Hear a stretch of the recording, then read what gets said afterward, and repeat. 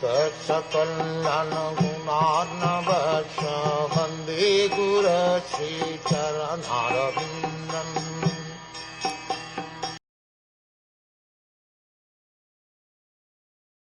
Before taking his seat, however, Daksha was very much offended to see Lord Shiva sitting and not showing him any respect.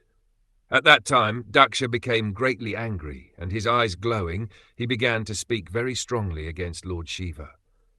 Lord Shiva, being the son-in-law of Daksha, was expected to show his father-in-law respect by standing with the others, but because Lord Brahma and Lord Shiva are the principal demigods, their positions are greater than Daksha's.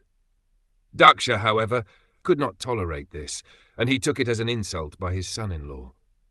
Previously also, he was not very much satisfied with Lord Shiva, for Shiva looked very poor and was niggardly in dress.